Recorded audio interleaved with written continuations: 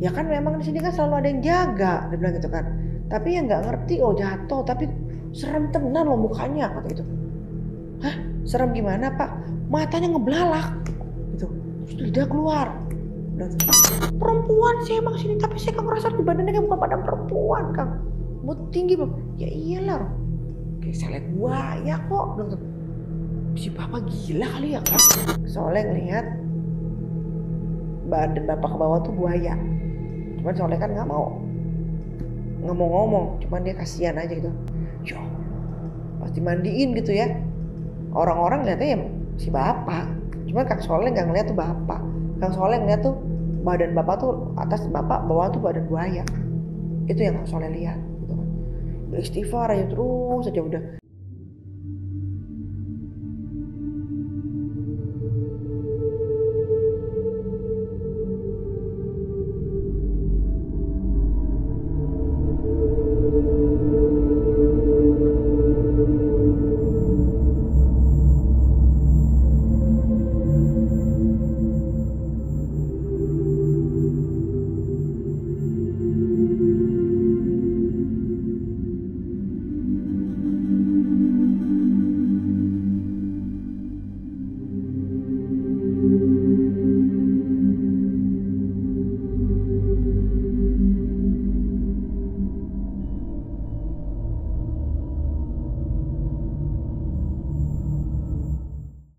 Assalamualaikum warahmatullahi wabarakatuh.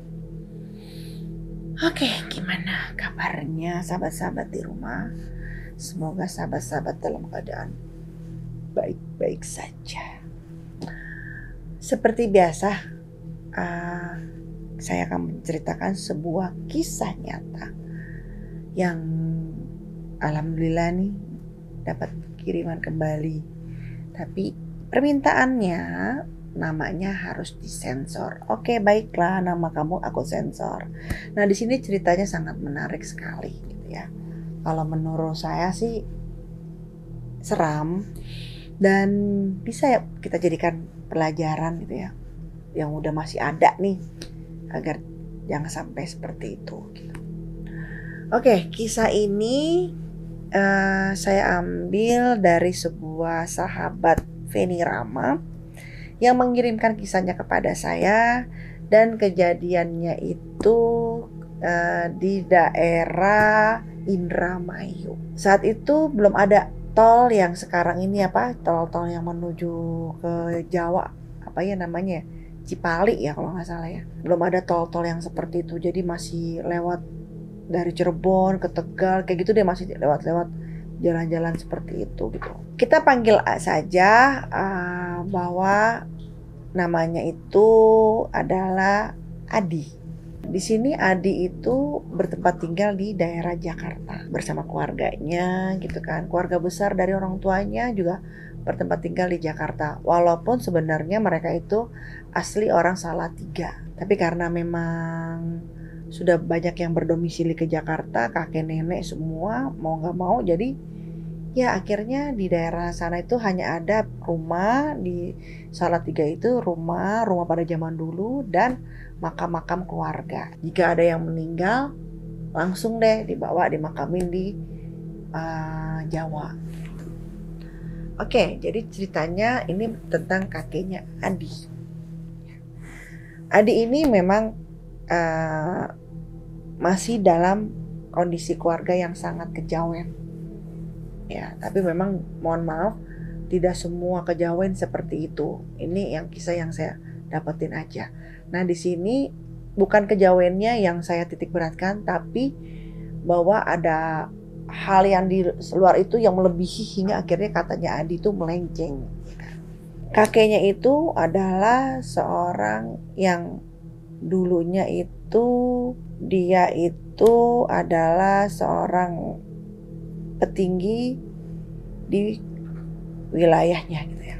Ibarat kata lurah. Selama dia menjabat, ya memang persaingan untuk menjadi lurah itu kan luar biasa ya.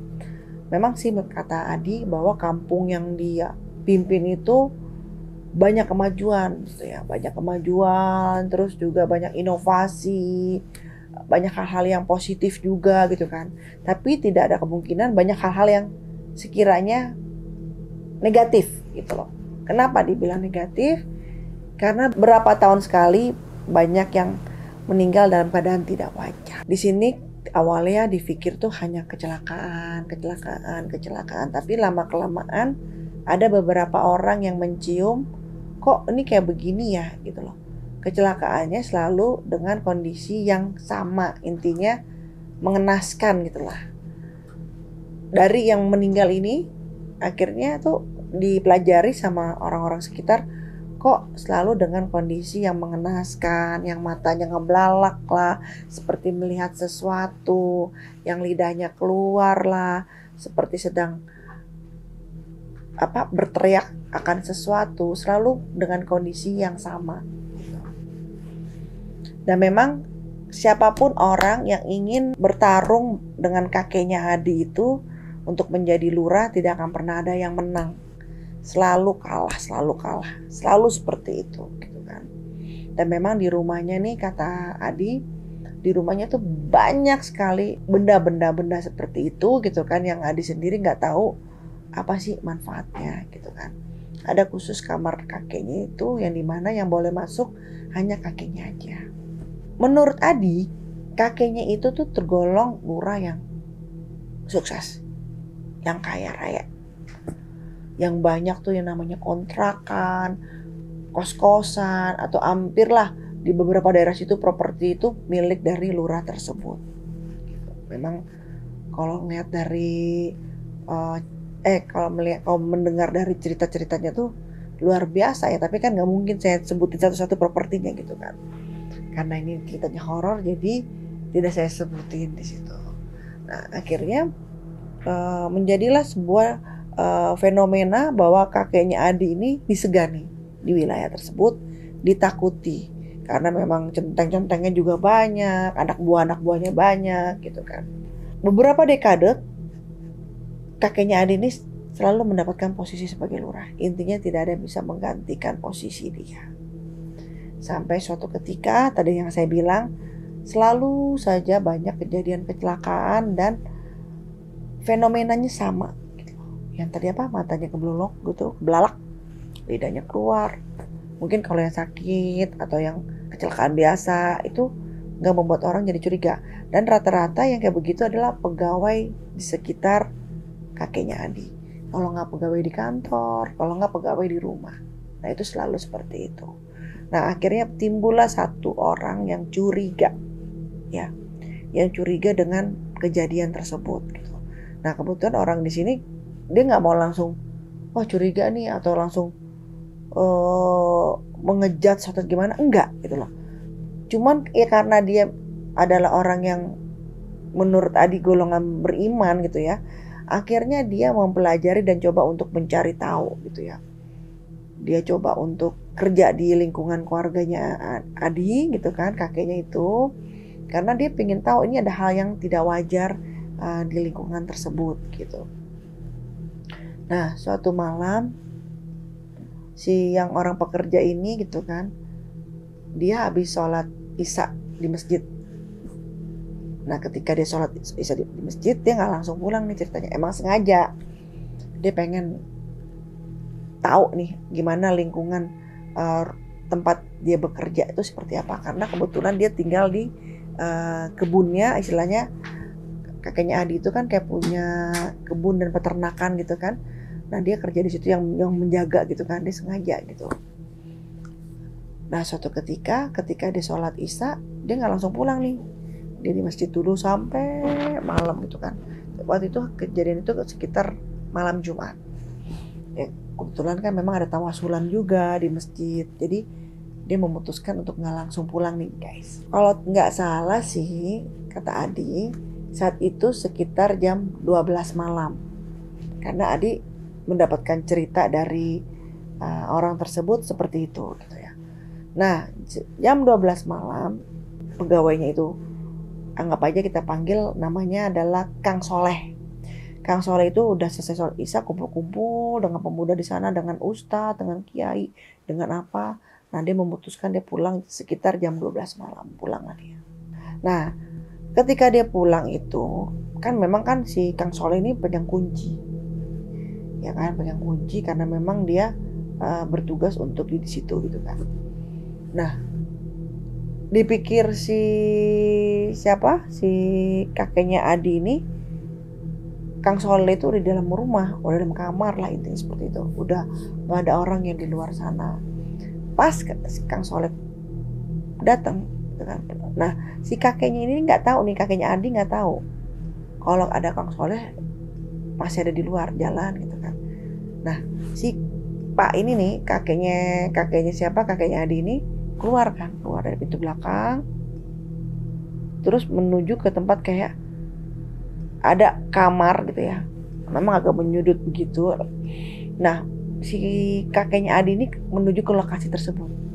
Dipikir Kang Soleh kan, ini si bapak mau ngapain gitu kan, malam-malam gitu kan, seperti itu kok malah keluar gitu kan. Itu si bapak mau ngapain? Udah malam-malam gini kok keluar dari pintu belakang gitu, menuju ke tempat ada suatu ruangan, ke situ gitu kan. Dia pikir kan, oh mungkin ada mau ngambil barang apa gitu kan. Tapi di sini kan tadi saya bilang bahwa Kang Soleh juga tujuannya juga mau kerja di situ, pingin tahu gitu loh. Karena dia merasakan sebuah di hati itu ada hal yang nggak wajar nih.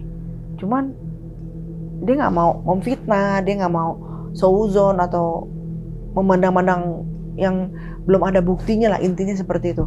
Jadi dia saya coba kerja di situ kan. Kebetulan memang si Kang Soleh juga butuh pekerjaan. Oke, nah ketika ngeliat itu, si bapak ini nggak tahu kalau Kang Soleh ngeliat. Akhirnya Kang Soleh coba ngendep-ngendep gitu kan. Memang kan Kang Soleh kan orangnya kurus ya, dan dia jalan nggak kedengeran, kurus banget orangnya. Dia jalan ngendep-ngendep sampai ada jendela gitu ya, jendela kecil gitu kan. Dan memang jendelanya tersebut tuh pakai hordeng, cuman masih bisa dilihat gitu loh. Dia bingung kan. Pas dia lagi nih, wah si bapak udah masuk nih. Dia pengen tahu apa yang dilakuin kan. Akhirnya kok dia mencium kayak bau-bau menyan gitu kan. Kayak nyium bau-bau menyan. Kok ada bau menyan gitu kan. Akhirnya makin si Kang Soleh makin penasaran dong. Sebenarnya apa nih yang terjadi nih. Akhirnya diintip lah sama dia. Nah, di sini Kang Soleh itu memang punya kelebihan. Kalau sahabat, si Kang Soleh itu memang punya indera keenam lah, istilahnya seperti itu, bisa melihat hal-hal yang tidak bisa dilihat manusia pada umumnya gitu. Nah, ketika dia ngelihat gitu. Nah, si bapak ini nih lagi bersama perempuan di dalam situ. Tapi berekor gitu. Atasnya manusia, bawahnya tuh bukan. Kayak seperti buaya lah intinya seperti itu. Kayak seperti buaya gitu. Bukan ular ya. Berekor tapi kayak ada kakinya begitu gitu, seperti buaya gitu kan. Diintip kan sama Kang Soleh. Apa nih matanya Kang Soleh yang salah gitu kan. Terjadilah sebuah seperti hubungan gitu ya antara kakeknya Adi dengan makhluk tersebut gitu kan. Ya mungkin yang dilihat kakeknya Adi itu adalah sosok wanita yang cantik. Tapi Kang Soleh lihat itu bukan wanita yang cantik. Palanya emang pala manusia perempuan gitu kan. Tapi badan ke bawah itu seperti buaya gitu loh. Berekor panjang gitu kan. Ada kakinya begini gitu kan. Nah ketika Kang Soleh makin ngeliatin begitu. Ada kali sekitar 10 menit sampai 10 menitan lah. Hampir 15 menit. Nah sepertinya makhluk tersebut tuh tahu kalau ada manusia mengintip, mungkin dari hawanya atau apanya gitu kan, sehingga akhirnya si makhluk itu hilang, push, gitu kan. Kaget kan Kang Soleh di situ, dia kayak mungkin astagfirullahaladzim kata Kang Soleh gitu kan. Nah akhirnya si bapak itu kaget tuh, si kakeknya Adi kaget kan, terus dia nengok gitu kanan kiri, kok istilahnya tiba-tiba makhluk yang tadi bersama kakeknya itu kok pergi gitu kan. Nah ketika itu akhirnya si kakeknya Adi tuh kayak sungkem gitu, kayak sujud tuh, kayak apa begini loh, kayak minta maaf. Kayak gimana sih, kayak orang punya salah terus minta maaf gitu kata Kang Soleh kan. Gini aja terus kayak minta maaf gitu kan. Nah terus akhirnya kan di situ kata Kang Soleh itu di meja itu tuh kayak ada apa sih, cangkang gitu, maksudnya kayak persembahan-persembahan seperti itu gitu kan. Nah itu tiba-tiba tuh gerak, terus kayak mental begitu gitu kan. Nah kakeknya Adi makin ngerasa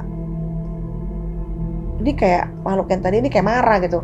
Cuma kakek Adi kan nggak tahu nih, ini marahnya kenapa. Dia nggak tahu kalau Kang Soleh ngeliat gitu, ngintip. Nah akhirnya setelah dia begini minta maaf, keluarlah dia si kakeknya Adi itu keluar. Kang Soleh udah ngumpet kan, takut si bapak tahu. Kang Soleh ngumpet, akhirnya si bapak keluar tuh, ya menuju kamarnya, menuju balik ke rumahnya lagi gitu kan. Udah Kang Soleh langsung tidur kan di kamarnya. Nah si Kang Soleh di sini tuh nggak bisa tidur sampai pagi. Dia masih kebayang dengan yang namanya makhluk itu, bahwa palanya adalah seorang perempuan, bawahnya buaya gitu kan. Cuman ya bapak tuh mau ngapain kayak begitu gitu kan.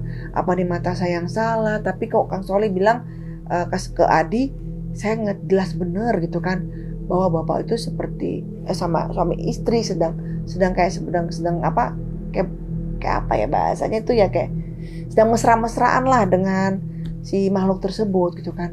Apa mata saya salah?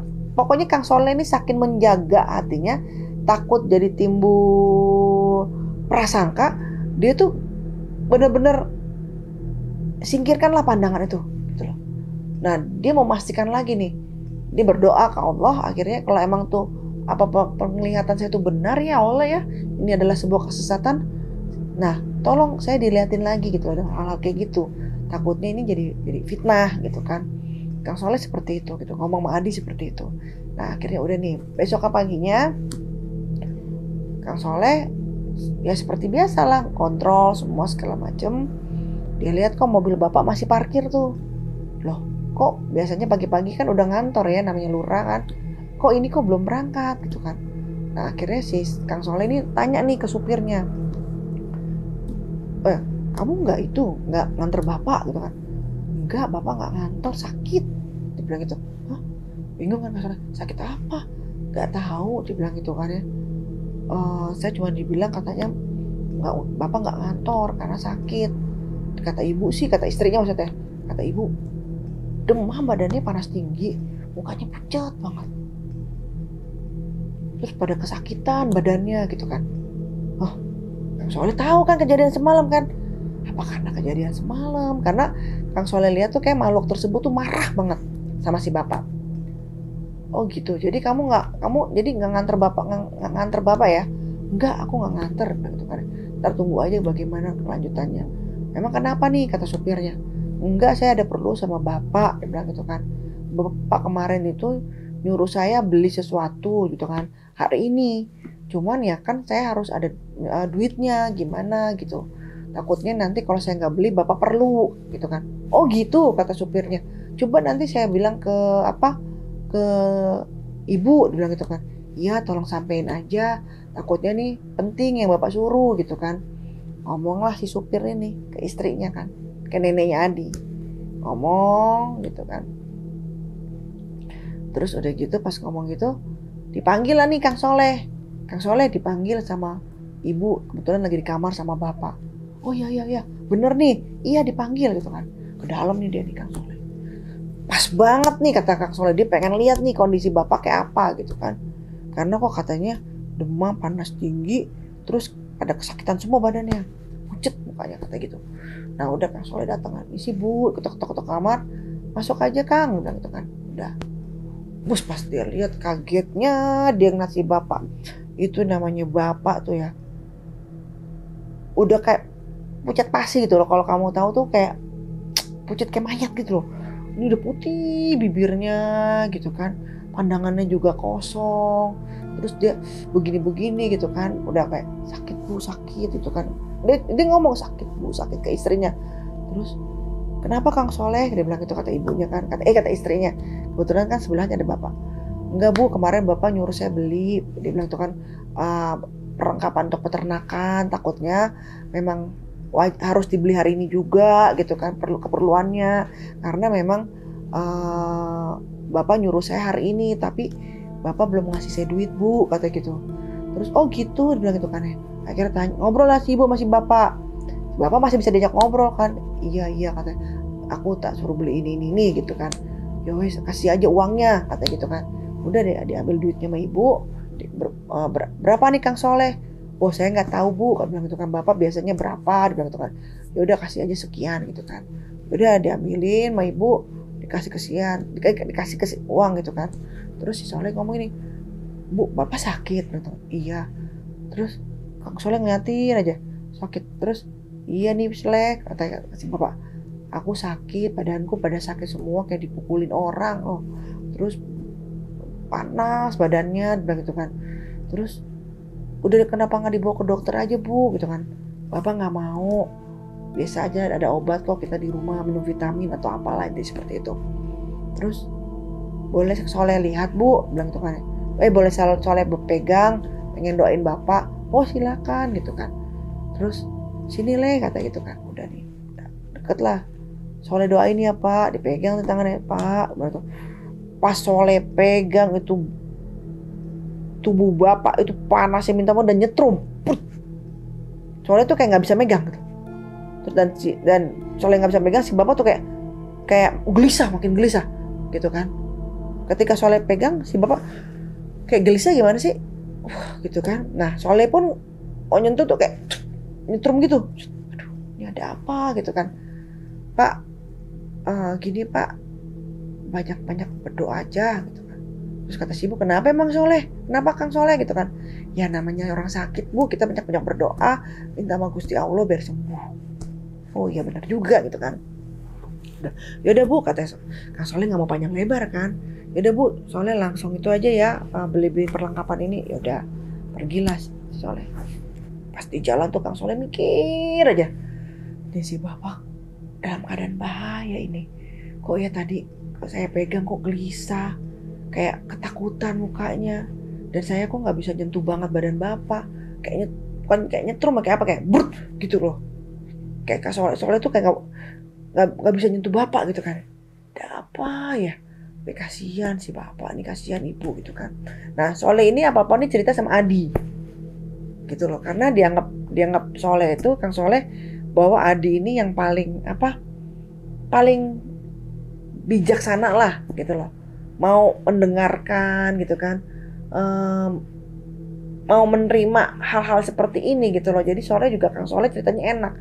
Nah gitu kan, Kang Soleh kan juga milih-milih mau cerita, takutnya nanti malah marah keluarganya gitu kan.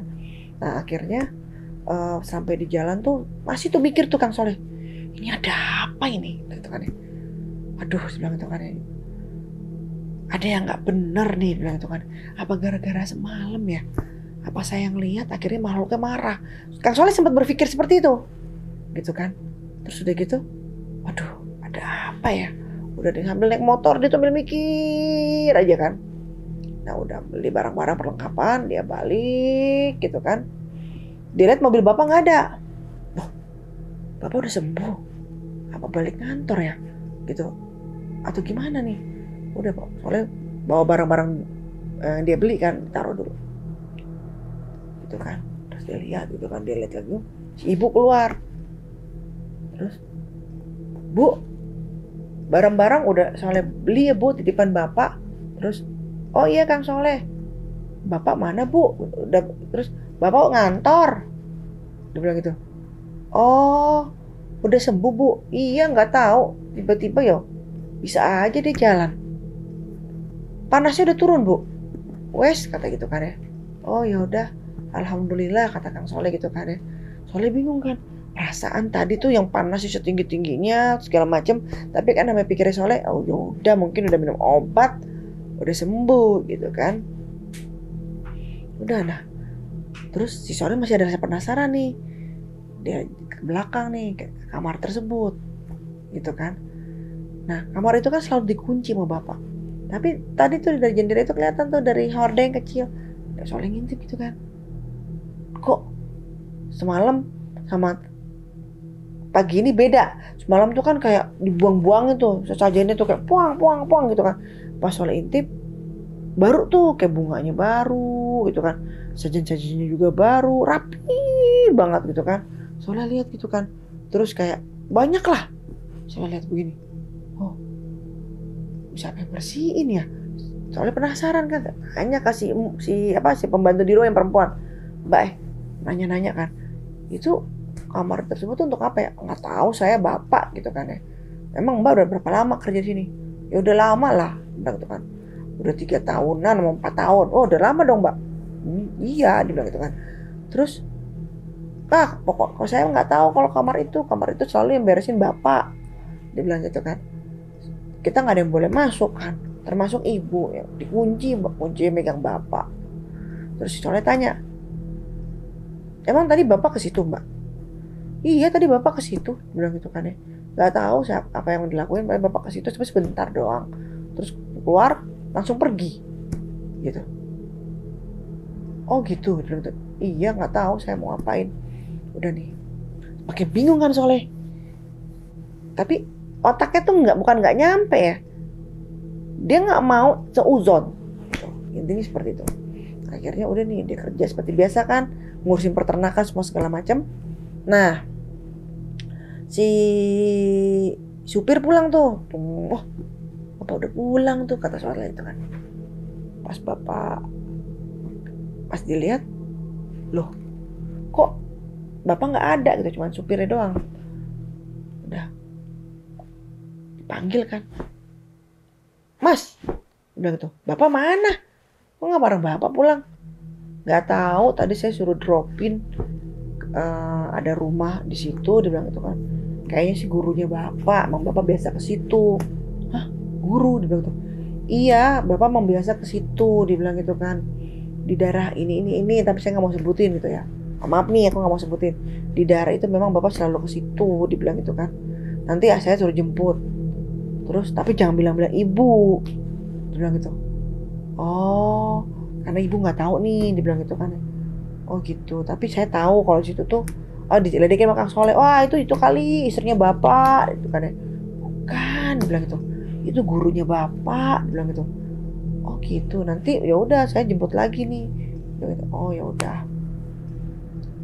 Itu udah nih, balik lagi Kang Soleh kan ke belakang.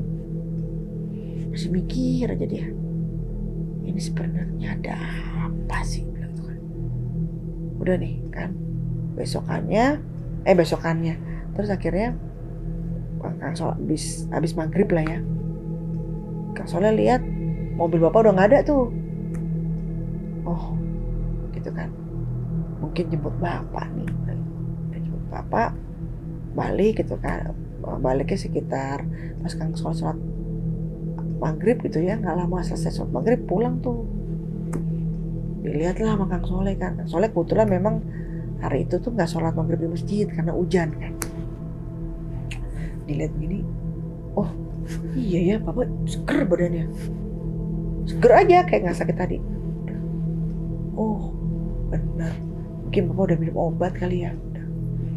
Udah seperti biasa udah nih. Nah malam-malamnya nggak kayak seperti kemarin malam bapak ke kamar itu, nih enggak. Jadi bapak nggak ke kamar itu lagi gitu kan. Oh udah, kalau soalnya nungguin nih sengaja nih, pengen tahu bapak ke kamar itu lagi nggak. Ternyata enggak. Nah besok paginya tiba-tiba soalnya dengar kabar gitu kan, bahwa bapak tuh berangkat ke kantor tuh buru-buru gitu kan. Soleh bilang gitu kan ya. Karena kan dia mau ngomong sama supirnya, mau manggil, nggak bisa, aku tuh bapak buru-buru mau nyampe kantor, dia bilang tuh. Loh kata Soleh gitu, kenapa tumben masih pagi-pagi kayak gini? Ada yang celaka, dia bilang tuh. Hah? Ada yang celaka gimana? Iya di kantor yang celaka, dia bilang gitu kan ya. Soleh bingung kan, kok ada yang celaka? Urusannya apa sama bapak gitu kan ya. Terus ya udah nanti aja ya, bilang tuh bapak mau pergi dulu kata supirnya gitu kan. Udah kan si Soleh mau laporan, Pak ini barang-barang udah dibeli, ini mau gimana gitu kan. Tapi karena bapak katanya buru-buru berangkat kantor dan ada yang celaka, ya udah nggak jadilah ketemu bapak pagi itu, bapak langsung berangkat kan. Tapi di sini perasaan hati Soleh tuh makin nggak enak gitu kan. Celaka kok sampai bapak sampai sebegitunya. Oh mungkin karena bapak tanggung jawab kali ya.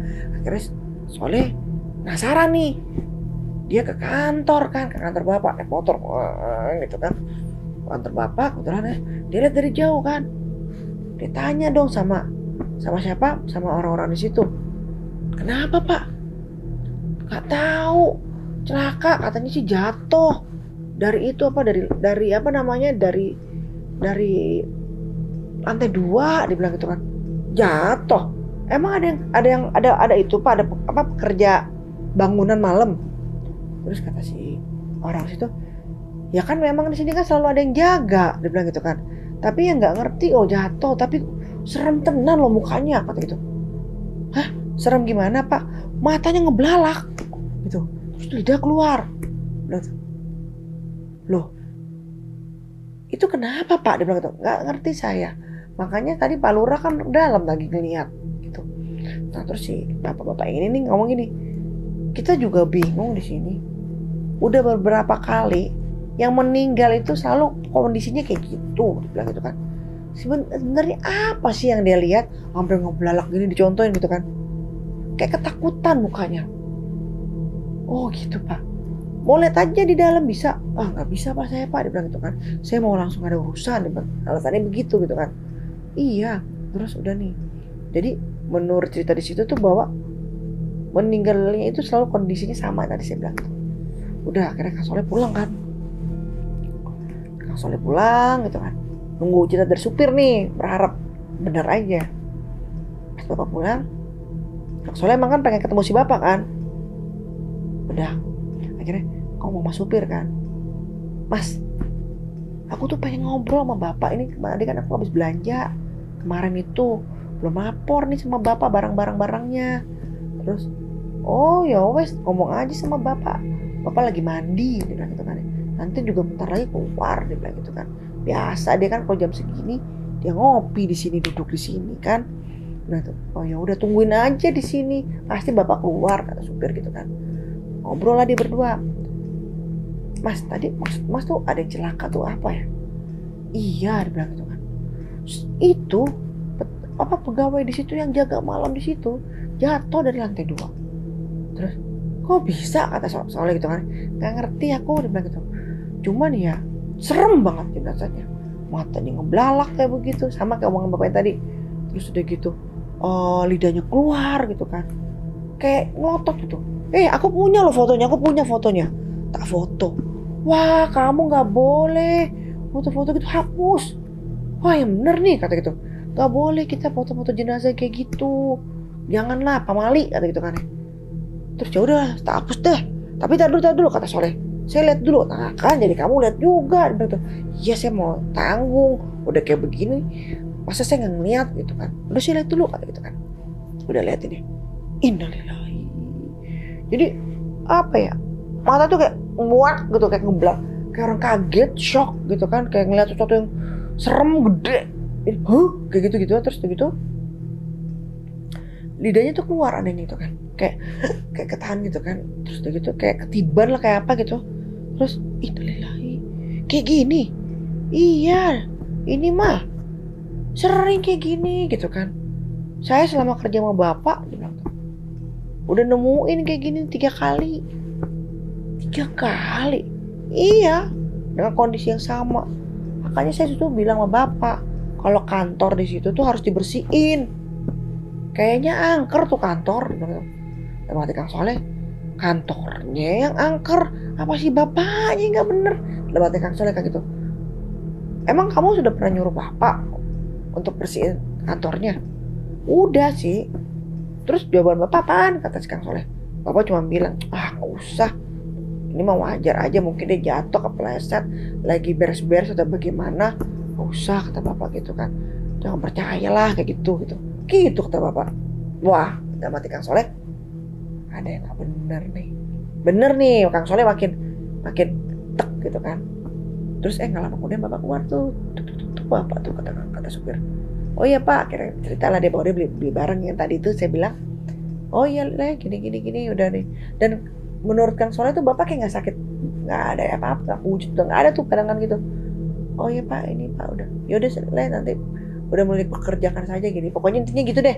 Udah bapak udah mulai ngatur pekerjaannya untuk peternakan yang di belakang semua segala. Kan Kang Soleh kan pemimpin ya kan. Udah nih. Bapak udah sehat Pak, kata Kang Soleh. Udah sehat saya. Oh ya syukur Pak, dia bilang gitu kan ya. Terus kenapa emang Le? Gak apa-apa Pak, ya seneng aja kalau ngeliat Bapak sehat, kayak gitu kan, kata Kang Soleh. Mereka Bapak sampai sakit sampai begitu banget. Ah itu mah biasa Le, dia bilang gitu kan ya. Oh saya sehat sekarang kan, nggak sakit nggak apa, bisa kerja bisa ngantor, dia bilang gitu kan. Oh ya udah syukur Pak, dia bilang gitu kan. Ya udah Pak, soalnya balik lagi nih ke belakang ya Pak, gitu kan. Iya Leh, Bapak mau tak ngopi dulu, iya pokoknya ngopi lah apalah, pokoknya aku tuh di situ kan minum-minum di situ. Terus ya udah pergi kan ya, mati nih. Ini orang pas ngeliat sakit tuh kayak orang mau mati, pucet banget, tapi ini kayak seger, bugar, kayak gak ada apa-apa gitu kan. Terus udah nih, soalnya mikir aja kan. Nah, akhirnya soalnya mutusin gini, dia bilang gitu, gini aja lah, saya pengen ngaji lagi, udah lama nih, kata Soleh. Biasanya kan Soleh tuh kan emang rajin tiap malam dia baca surat Muhammad lah, surat apalah, surat apa gitu kan. Nah beberapa bulan ini nih Soleh tuh baca tapi nggak di rumah, di masjid. Nah akhirnya kata Soleh, aku mau khususin baca di sini aja di rumah. Kok aku juga ngerasa gak ada hawa nggak enak di sini, gitu kan. Udah bener Mas Soleh, tiap habis maghrib Soleh ngaji, kalau nggak mau habis isya tuh Soleh sholat witir gitu kan, atau apa gitu ya, pokoknya apa zikir atau gimana, lanjut zikir ngaji lah dia terus tiap malam gitu Soleh. Nah semenjak Soleh ngaji tuh tiap malam, si bapak itu kayak sakit-sakitan terus. Ada aja Soleh dengar bapak sakit gitu terus gitu kan. Nah waktu Soleh, oh mungkin karena kecapean kali. Terus tapi Soleh tuh kayak ada dorongan tuh, kuatin lagi Leh ngajimu gitu, kayak ada dorongan kayak gitu dalam hatinya dia, baca lagi dia gitu kan. Terus aja Soleh nggak berhenti. Dan ya paling dia keluar sholat tuh cuman paling dia keluar tuh cuman ya sholat jamaah di masjid doang gitu kan. Selebihnya dia ngaji tawasulan di rumah sendiri gitu. Terus nah minggu depan tuh setelah kemarin yang terakhir itu yang dia sama perempuan itu tuh gitu kan, nggak ada jadi apa-apa tuh hari Kamis minggu depannya. Udah kata Soleh, oh nggak ada. Ternyata setelah Soleh pelajari nih ya singkat ceritanya, setiap 2 minggu sekali bapak ke kamar itu. Nah pas 2 minggu itu Soleh sengaja nih nungguin nih jam segini, bener aja bapak ke situ gitu kan. Selesai ngaji tutup, Soleh bilang Bismillah, Soleh doa, pokoknya minta ditunjuk, minta dilihatin sama Allah ada apa gitu kan ya, kalau hal yang kemusyrikan Soleh minta bantuan dari Allah untuk agar kemusyrikan tersebut, bukan ya istilahnya gangguan tersebut akan musnah gitu kan. Jalan lah Soleh kan, udah ingat tadi bapak, dia udah tahu tuh bapak tuh keluar jam berapa tuh, dia udah ngituin kan, udah diintip lagi, diintip sama dia. Sebenarnya tuh ordeng tuh rapat, mungkin bukan mungkin ya, Allah memperlihatkan kali ya kelakuan si bapak itu. Diintip kan, diintip pada gitu. Benar sama perempuan itu lagi, kepala wanita, badan kayak buaya gitu, berbuntut tapi ada kayak kakinya begitu kan. Soalnya astagfirullahaladzim, ya Allah, soalnya baca ayat kursi kan, terus baca ayat kursi dia, zikir dia ayat kursi. Si Soleh tuh sama salawat, itu jemaah subhanallah, itu aja sambil ngeliat Soleh kan. Dia ngeliat bapak bermesraan lagi dengan si perempuan itu, si makhluk tersebut itu bermesraan. Terus nah ya kan tadi kan bilang Soleh minta izin sama Allah untuk melihat itu gitu kan. Nah malam itu makhluk itu tuh nggak ngerasa ada Soleh, maksudnya nggak ngerasa ada manusia, itu mungkin ditutupin sama Allah kali ya, dihijab, pokoknya caranya Allah lah. Soleh ngeliat segala macam, bapak bermesraan gitu kan, segala macem. Udah mati Soleh, si bapak tahu nggak sih kalau itu buaya apa gimana, karena binatang sebenarnya itu. Tapi apa mungkin yang dilihat mata bapak tuh dia perempuan cantik kali ya gitu kan, udah mati Soleh. Soleh ngeliatin aja. Terus pokoknya lama tuh si bapak tuh udah ketawa-ketawa, pokoknya udah kayak mau sama istrinya lah, intinya seperti itu. Udah bener-bener apa ya kayak udah erat banget bapak sama dia gitu, udah yang udah soulmate-nya gitu kan. Terus udah nih Soleh ngeliat itu, terus bapak dikasih apa sih? Kayak emas gitu. Jadi keluar dari belakang, dari kayak itunya tuh pasti kayak pantat lu, maaf ya. Tung kayak telur gitu loh keluar. Tapi bentuknya kayak emas gitu kan. Soalnya ngeliat dong, itu apa tuh? Masa iya tuh dia ngeluarin emas dari situ udah mati Soleh gitu kan. Udah nih Soleh ngeliat kan. Terus udah gitu masih penasaran Soleh. Nah si bapak itu tidur tuh sama si Pahlok tersebut. Wah berarti malam ini gak tidur sama ibu dong. Masa ibu gak tahu sih? Soalnya penasaran kan.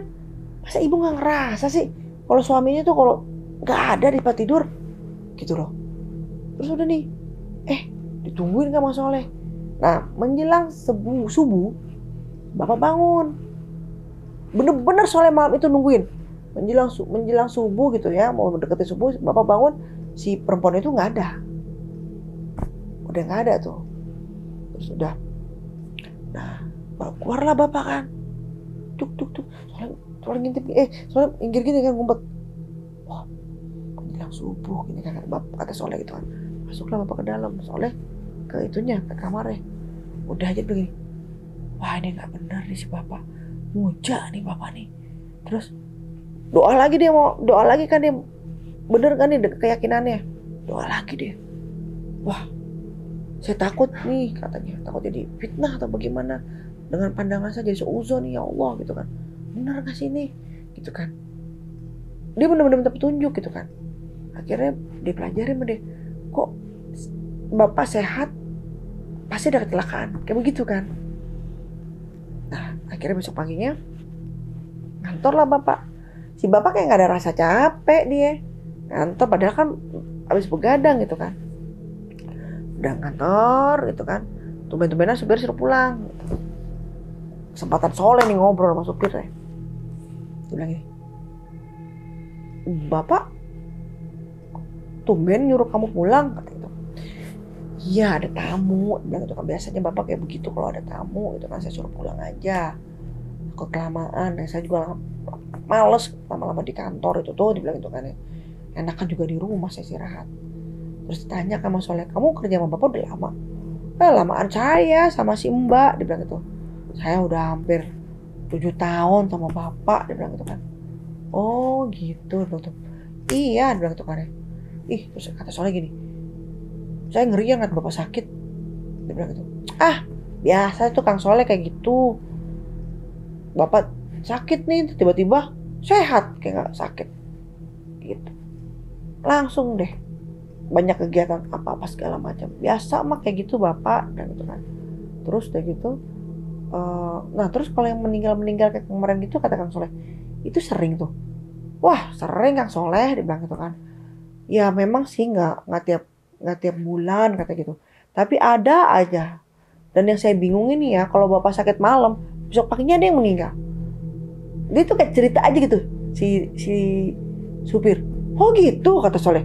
Iya bapak sakit nih malam nih. Bagaimana pokoknya kayak udah mau mampir lewat lah gitu kan. Besok pak udah nggak mau kantor nih karena dilarang kan sama ibu gitu kan. Tapi besoknya bapak sehat kantor. Ntar ada yang celaka. Terus selalu kayak gitu Kang Soleh. Terus baru nih Kang Soleh ngomong, kamu nggak ada bingung kayak begitu kata Kang Soleh. Bingung sih dia bilang gitu kan. Cuma mau gimana? Saya nggak bisa apa-apa dia bilang gitu kan. Cuma ya bingung aja. Kok selalu kayak gitu kejadiannya. Nah, terus kata Kang Soleh, terus kalau rumah guru bapak tuh di mana? Mau ngapain nanya-nanya? Mau berguru juga kata Kang Soleh. Kata ke supir itu, janganlah. Oh, saya sih ngerasanya tuh nggak bener di situ. Pokoknya nyerocos mulu tuh si supir. Ya mungkin emang tadi doanya Soleh kan, minta diberikan petunjuk gitu kan. Loh, kok kamu ngerasa nggak bener gimana kata Kang Soleh? Ya dari penampilannya, ya memang nggak boleh sih ngeliat penampilan. Cuman ya kelihatan banget serem. Dia bilang kata, dalam rumahnya juga serem. Saya pernah sekalinya saya ke dalam itu. Ngapain kamu? Bapak nyuruh ngambil barang di mobil. Bapak nyuruh nganter bawa barang dari rumah itu ke mobil. Ya kan mau nggak mau saya masuk, bapak juga kaget, mungkin bapak lupa kali. Biasanya juga saya nggak disuruh tuh masuk gitu kan. Ya sore itu disuruh saya masuk, saya kaget lihat, serem banget dibilang kayak gitu. Ya makanya saya bilang itu adalah dukun karena memang serem banget dibilang gitu kan. Saya pernah juga suruh nyari sama bapak ayam hitam. Ah, ayam hitam dia bilang gitu. Iya, nggak tahu ayam cemani kayaknya gitu kan. Nah, pokoknya macam-macam deh, kadang-kadang saya juga bingung sama bapak. Tapi mau gimana dibilang gitu kan ya. Ya udah, itu mungkin udah urusannya bapak dibilang gitu kan ya. Oh, gitu. Iya, dibilang gitu kan. Kenapa sih Kang Soleh nanya-nanya? Kang Soleh ngerasa ada yang aneh ya? Iya sih, gitu. Cuman ya udah, bilang gitu kan. Kenapa? Saya tahu Kang Soleh pasti ngerasa sama kamar itu. Si supir ngomong gitu. Emang kamu juga, kata Kang Soleh. Lah, saya 7 tahun kerja. Saya juga nggak tahu tuh kamar isinya apa. Cuman ya memang saya juga ada rasa nggak enak sama kamar itu tuh. Dia bilang gitu kan. Oh gitu. Iya, dia bilang gitu. Kadang-kadang saya suka mencium bau yang gak enak dari kamar itu. Kadang-kadang saya nyium bau kemenyan. Ya pokoknya gonta-ganti aja, saya nyium bau kebakar, dia bilang gitu. Itu aja gonta-ganti baunya kayak begitu, dia bilang gitu kan. Ya pokoknya ngeri lah kalau lihat kamar itu. Saya nggak berani, saya kalau malam-malam lewat situ. Apalagi kalau tengah malam, saya lebih memilih tidur di mobil deh. Kata si supir gitu kan. Emang kamu pernah lihat apa di situ, kata Kang Soleh gitu kan. Ya memang sih saya nggak lihat, cuman kan saya juga bisa ngerasain Kang. Oh iya, bisa lah Kang, cuma saya nggak bisa ngeliat gitu mata saya. Cuman saya bisa ngerasain, dia bilang gitu. Emang kamu ngerasain apa, kata Kang Soleh. Ya gimana ya Kang, saya pernah nggak sengaja lewat di situ, kepepet Kang. Mau ke kamar mandi, biasa gitu kamar mandinya lagi rusak, saya harus ke kamar mandi yang di kamar Kang Soleh sekarang, dia bilang gitu kan. Terus saya lewat di situ, nggak enak nih perasaan saya, bulu kuduk saya merinding, dia bilang gitu kan. Saya ngerasa kayak ada perempuan tinggi banget Kang. Terus kata Kang Soleh. Iya, saya ngerasa ada perempuan tinggi ngeliatin saya, dia bilang gitu kan. Terus kuntilanak, kata. Bukan Kang, kalau kuntilanak mah saya nggak takut, kata itu. Bukan yang kayak begituan. Terus perempuan tinggi gitu kan, terus badannya apa? Kayaknya gimana ya Kang? Kayak siluman Kang, bilang gitu kan. Saya ngerasa sih begitu, gitu loh. Oh gitu, dia kan cerita begitu gitu kan ya. Ah tapi udahlah Kang lah, kalau kita pikirin, dia bilang gitu. Takutnya nanti yang di sono marah no Kang, dia bilang. Hah, kata Kang Soleh, aku mah gak takut, aku hanya takut sama Gusti Allah, dia bilang gitu. Ya tapi kan malas juga Kang kalau diganggu sama dia Kang. Terus ya enggak lah, kalau kita beriman pada Allah, insya Allah tidak diganggu, dilindungi Allah langsung kita, kata Kang Soleh. Terus ya udah Kang Soleh jangan cerita-cerita ya, saya ngobrol gini sama Kang Soleh. Enggak lah, nggak perlu, ngapain cerita-cerita, saya juga tahu kok. Hah, Kang supir, Kang Soleh tahu? Tahu lah, saya kan. Terus kamu bisa ngerasa, saya bisa ngelihat. Oh gitu Kang. Ya tapi diem-diem aja. Terus kata Kang Soleh gitu kan. Saya bisa ngeliat dari kecil, dia bilang gitu. Ya memang udah dari kecil bawaan keturunan, dia bilang gitu kan. Saya juga melihat itu semua yang kamu lihat, benar yang kamu lihat. Tuh kan, apa Kang? Kayak gimana Kang? Penasaran si supir itu kan. Bener kan Kang, perempuan kan Kang, siluman kan? Ya badannya itu kayak buaya.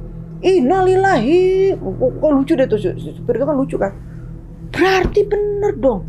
Karena tuh kalau cerita kan begitu kan. Perempuan sih emang sini, tapi saya kan ngerasa di badannya kayak bukan badan perempuan Kang. Mau tinggi belum? Ya iyalah. Kayak saya lihat buaya kok, bilang tuh. Si bapak gila kali ya Kang. Mau ngapain main gitu-gituan? Ya nggak tahu saya. Kan kamu bilang gitu kan, yang udah sampai 7 tahun kerja. Justru kan saya dapat cerita dari kamu. Nah, saya tambahin juga apa yang saya lihat. Saya juga aneh Kang. Banyak pegawai yang meninggal dalam keadaan gak wajar Kang. Ceritain deh semua tuh. Cuman kan saya nggak bisa berbuat apa-apa. Ya udahlah, kita doain aja. Semoga bapak dapat hidayah. Iyalah Kang. Tapi kalau ibu gitu nggak Kang? Kayaknya ibu nggak deh. Cuma kok ibu kok nggak curiga dengan kamar itu? Kata si supir. Ya nggak tahu saya. Atau mungkin jangan-jangan disirup kali ya Kang. Ah kita nggak tahu kok soal itu. Ya masa Kang satu rumah nggak curiga sama kamar itu? Ya mungkin dibilangnya gudang, kata si Kang Soleh. Kalau menurut gue disirep kayaknya ibu. Terus sudahlah, biarkan saja. Udah deh. Oh iya Kang, aku jemput bapak dulu ya. Jemput lah dia. Jemput. Soalnya terus kan ngaji terus. Nah udah, aku malam ini pengen ngobrol sama bapak. Ngomong apaan Kang? Jam macam-macam gitu kan. Enggak, aku pengen ngobrol. Jadi ceritanya dia pengen ngobrol nih masih bapak nih kan. Terus udah, enggak lah saya nggak ngomong gitu, ngobrol. Jadi sambil ngobrol tuh soalnya berzikir, sambil apa terus aja. Terus udah nih, sambil zikir sambil apa segala macem. Nah, dengan caranya soleh di atas izin Allah, gimana tiba-tiba itu bapak jatuh kan, sakit gitu kan. Nah terus dibawa ke rumah sakit juga kan, dan kebetulan memang bapak itu punya diabetes. Jadi kakeknya Adi ini punya diabetes, jadi dia gulanya tinggi. Nah akhirnya stroke lah dia. Mulai bereaksi tuh, doa tuh stroke. Nah akhirnya makin kencang lagi kan doanya si Kang Soleh itu kan. Nah akhirnya si bapak ini meninggal. Kakeknya dia meninggal nih. Udah kan semua pada nangis. Pas ketika meninggal sih nggak ada apa-apa, nggak ada hal yang aneh-aneh, nggak ada. Cuman Soleh ngelihat badan bapak ke bawah tuh buaya. Cuman Soleh kan nggak mau ngomong, cuman dia kasihan aja gitu. Ya Allah, pasti mandiin gitu ya. Orang-orang ngeliatnya ya si bapak. Cuman Kang Soleh nggak ngeliat tuh bapak. Kang Soleh ngeliat tuh badan bapak tuh atas bapak, bawah tuh badan buaya. Itu yang Kang Soleh lihat gitu kan. Udah istighfar aja terus aja udah. Kang Soleh pas suruh mandi, Kang Soleh nggak mau. Karena apa?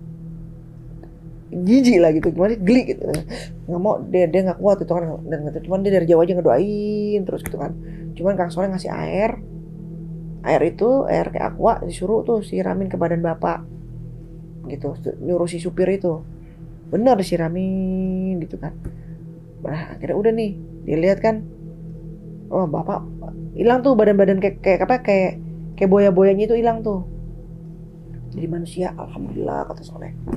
Udah dimakamin kan, mau di mana Bu makamin, main dibawanya ke Semarang gitu kan. Nah Salatiga itu kan si ibu kan, nah istrinya yang orang Salatiga, si bapaknya ini orang Semarang, dibawalah ke Semarang gitu kan, dimakamin di Semarang. Nah naik ambulan kan pada zaman dulu tuh nggak ada tuh tol yang sekarang yang langsung nyampe ke lokasi ngeng gitu kan, ini nggak, jalan-jalan tuh. Nah pas ketika naik ambulan nih dia, iring-iringan pas di daerah Indramayu ya, inget banget karena Adi itu yang tadi ngirim cerita itu posisinya mobilnya itu di belakang ambulan gitu loh. Pas sampai Indramayu tiba-tiba tuh mayat keluar dong dari mobil ambulan. Kayak kan logikanya tuh pintu ambulan udah dikunci gitu, jadi tiba-tiba tuh pintu ambulan kebuka gitu, jatuh tuh mayat ke bawah. Astagfirullahaladzim, itu nggak kelindes kan sama mobil yang di belakang. Jadi mobil yang di belakang mau nggak mau ngerem mendadak semua kan, karena tuh jenazah keluar dari mobil gitu kan. Astagfirullahaladzim, keluarlah. Kang Soleh ikut kan, disuruh si ibu keluar. Terus kata supir ambulan kaget kan, dia bingung kan udah dikunci dan nggak mungkin lah apa yang merondok jatuh begitu. Emang apa namanya istilahnya tanjakan seperti itu enggak gitu kan, jatuh begitu kan. Soalnya juga turun kan, astagfirullahaladzim. Terus Soleh lihat kan, nah di sini nih pas Soleh lihat, jadi ibu bapak tuh kayak lagi dipeluk sama perempuan itu tadi, perempuan yang tadi bilang badannya buaya mukanya manusia ya kan. Soleh lagi kayak dipeluk sama itu. Soleh si bapak kayak lagi dibilang gitu, kaget kan kayak itu. Astagfirullahaladzim kata Soleh. Terus dia mau diangkat kan tuh sama orang petugas ambulan sama keluarga, gak ada yang kuat gitu loh. kayak berat banget. Ya Allah, dia bilang gitu kan. Diangkat lagi, enggak ada yang kuat lagi. Jadi tuh mayat bikin, ibarat kata bikin macet orang di belakang, malu-maluin istilahnya. Akhirnya mobil pada minggir kan. Karena mobil yang di belakang tuh mau lewat ya, yang bukan keluarga itu mau lewat kan. Enggak bisa diangkat juga. Soalnya ngatiin aja, ya Allah. Ya gimana orang ditiban sama si makhluk perempuan tersebut, ditibanin begini. Bayangin guys, ditibanin dong tuh jenazah. Ya kan, kayak gak diizinin untuk dimakamin, kayak apa ya? Kayak dianggap, woi ini soulmate gue nih, belahan jiwa gue gitu kali ya. Ih serem ya. Terus udah gitu, udah Soleh nggak, tapi kan yang lihat cuma Kang Soleh doang. Nggak tahu kalau orang lain yang bisa ngeliat. Udah nih, ya Allah kata Kang Soleh, si perempuan itu. Terus Kang Soleh nyamperin si supirnya kan, Mas, kamu ngerasa apa? Merinding aku, kata si supir itu. Merinding sejadi-jadinya, merinding aku ngerasa kayak ada makhluk, kata si supir itu. Makhluk apa, kata si Kang Soleh gitu kan ya. Aku ngerasa kayak ada makhluk, kayak perempuan. Terus dibisikin sama Kang Soleh, bener Mas. Hah? Maksudnya gimana gitu kan? Bener, jadi bapak ditiban sama makhluk itu. Innalillahi, teriakan dia. Pada nengok semua. Kenapa gitu? Enggak, kata supir itu. Jangan gede-gede gitu kan ya. Bapak ditiban. Jadi bener, aku ngerasa tuh kayak gitu loh. Cuma nih mata aku nggak bisa ngeliat. Terus cuma hatiku aja ngerasa kayak begitu. Gimana ini, nggak ada yang kuat ngangkat. Kita harus ngapain ini? Kang Soleh coba tolonglah. Aku nggak enak sama ibu. Nah udahlah, nanti tak bilang sama ibu. Daripada begini kita di tengah jalan udah malam kayak begini gitu kan. Dia kan harus dikuburin tuh makam. Mau dikuburin di mana? Di sawah, kata gitu. Udah dibawa lagi, nggak ada yang kuat. Si ibu udah malu lah. Udah nangis, Pak, udahlah Pak, ibu udah ikhlas kok Pak, kata istrinya. Bapak juga harus ikhlas ngelepasin ibu, padahal bukan karena itu. Ya karena lagi dikekepin sama makhluk tersebut. Kang Soleh ngeliatin deh. Kata supir gini, kata supirnya, masih ada nggak Kang? Masih. Terus, udahlah Kang, tolongin Kang. Akhirnya udah nih. Bu, soalnya izin ya, mau dekat sama jenazahnya Bapak. Silakan deh, terserah deh mau diapain. Terus, nggak apa-apa ya Bu, soalnya doain ya Bu, gitu. Saya pegang, saya izin. Nggak apa-apa deh, dibilang gitu kan ya. Udah kasih jalan, kata si ibu. Biarin aja tuh yang ngurus itu saya, orang peternakan saya. Udah, Soleh ke situ kan. Dipegang lah Mas Soleh, muka digini juga, digini tuh. Soalnya awalnya nggak mau megang badannya karena kan yang dipegang tuh si perempuan tersebut gitu kan. Agar Soleh cuma gini doang dari jauh nih, kayak gini. Ya, kalau baca-baca, nah soalnya kan emang agamanya bilang tadi bagus, hafal itu surat-surat yang panjang-panjang gitu, dibacain soalnya terus sudah segala macam. Udah nih baru sih soalnya baru bisa megang jenazah bapak, zep, karena si makhluk itu udah pergi gitu kan, dipegang kan itu kan, diajak ngomong loh Pak, saya nggak tahu bapak udah sempat tobat atau belum, kata Soleh gitu, tapi saya berharap, dia bilang gitu kan, bapak udah sempat bertobat. Kalau memang bapak masih bisa ngerasain saya, coba Pak ucaplah asyhadu an la ilaha illallah wa asyhadu anna Muhammadar Rasulullah. Pokoknya dengan keyakinan Soleh lah. Bismillah Pak, kasihan keluarga-keluarga di sini. Mau makamin bapak, biar bapak cepat sampai tempat tujuan. Di sini nggak ada yang bisa berbuat apa-apa karena berat banget jenazah bapak. Terus, ya memang ini kesalahan bapak, masa hidup, kata Soleh gitu kan cerita. Saya berdoa semoga Gusti Allah menerima tobat bapak bila mana bapak udah bertobat. Tapi bila mana belum bertobat, semoga Gusti Allah mengampuni bapak. Gitu kan katanya. Kalau emang bapak masih bisa ngerasa, semoga ada rasa penyesalan di dalam hati bapak. Kasihan Pak, kasihan ibu, kasihan semuanya gitu kan. Dan dia soalnya bacain deh salawat apa dipegang jenazah bapak, si bapak jenazah. Tiba-tiba, "Udah yuk angkat," kata Soleh. "Berat ah, gak kuat nih orang segini. Tunggu nanti deh, kita tunggu kuli-kuli," kata gitu kan. Kan suka banyak nih truk yang lewat. "Gak apa-apa, angkat." Terus kata supir, yuk angkat. Terus supir itu kan tahu nih, kan soalnya bisa kan. Wih, saya angkat. Bener pas angkat, enteng. Kisok, pinter loh Kang, dibilang gitu kan. Kata si supir, udah diem, masukin dulu aja ke mana, kambulan. Udah nih. Kata si supir, Udah Pak, yang enteng-enteng aja begini Pak. Katanya, oh berat-berat. Nanti kita kadang bisa nganterin Bapak loh. Sopirnya gitu. Terus udah deh, bener aja kan dianterin. Udah, berangkat lah udah. Ke itu kan ke Semarang mau dimakamin. Udah, akhirnya Kang Soleh mau mutusin di dalam ambulan. Kang Soleh diminta sama tukang ambulan untuk dampingin petugas ambulannya di mobil ambulan Kang Soleh. Akhirnya ngedampingin lah. Nah udah terus aja dibawa, panggil Kang Soleh terus aja. Kang Soleh bawa kayak Al-Quran kecil gitu kan dibaca aja. Emang kan agamanya bagus Kang Soleh kan, terus aja udah sampai di sana udah digali kan tuh. Pas udah digali, jadi kayak ada binatang-binatang kecil gitu loh, antara kayak binatang-binatang kecil, tapi nggak tahu binatang apa di makam itu. Saya nggak pengen geli loh. Terus udah astagfirullahaladzim kata gitu kan. Jadi kayak mungkin anaknya dari mereka kali ya, anak dari si bapak sama si makhluk itu kayaknya ya. Terus kayak ada telur-telur kecil gitu. Gimana deh pokoknya gitu deh. Terus udah gitu akhirnya banyak, ya Allah, dan bau banget. Udah Kang Soleh baca lagi kan, minta mohon maaf lo ya, karena kasihan sama yang udah nganter gini, ya Allah izin ya, kita terserah bagaimana Allah mau ngapain jenazah tersebut. Kang Soleh udah innalillahi wa inna ilaihi rajiun, cuman kita mohon bisa dimakamin, dikedalamin, karena kasihan sama yang lainnya, keluarga gitu yang nganterin. Ya bener dimakamin, terserah dah mau bau ke mau apa, udah Kang Soleh doain gitu kan. Udah harapannya sih enggak gitu. Udah selesai. Terus pas udah ditemukan tanah tuh, tiba-tiba keluar kayak air, baunya minta ampun kata Adi. Kayak bau apa ya, kayak bau bangkai binatang gede gitu loh. Cuman akhirnya orang-orang pada nutupin semua begini kan, ya udah mau gimana, yang penting udah kekubur. Udah akhirnya pulang semua, barulah Kang Soleh tuh cerita sama Adi semua dari awal sampai akhir semua.